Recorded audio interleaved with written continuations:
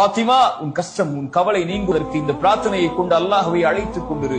யா ஹய்யு யா கய்யூம், உயிர் உள்ளவனே நிலையானவனே, அஸ்தகீது பிரஹ்மதிக, உன் அருளை கொண்டு உன்னிடத்திலே பாதுகாவல் தேடுகிறேன்.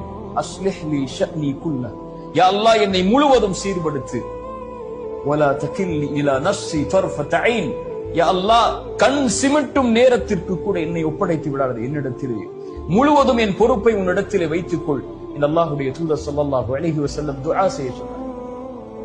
துஆ அல்லாஹ்விடத்தில் நம்முடைய பிரச்சனைகளை முன்வைக்கும் போது, எடுத்து வைக்கும் போது நம்முடைய கவலைகளை நீக்கும்.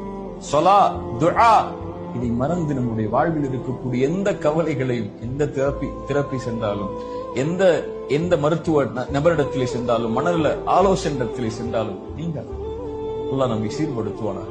கடைசியாக ஒரு விஷயத்தை சொல்கிறேன், இதை செய்யுங்கள், இறைவன் உங்களுடைய கவலையை நீக்குவார்.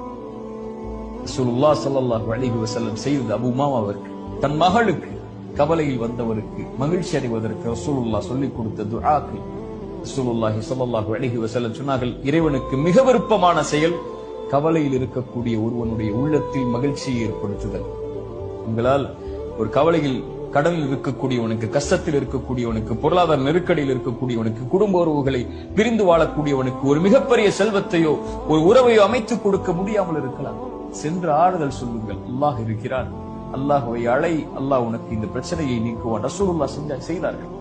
சொல்லுங்கள், அல்லாஹ் ரப்புல் ஆலமீன் அதன் மூலமாக யாரோ இன்னொருடைய உள்ளத்திலே மகிழ்ச்சியை ஏற்படுத்தினால் அல்லாஹ் உங்களுடைய உள்ளத்திலே மகிழ்ச்சி ஏற்படுத்துவார். லா தஹ்சன் யா அஹி, உலக வாழ்வு இயல்பானது, மிக லேசானது, இன்றோ நாளையோ முடிந்துவிடும்.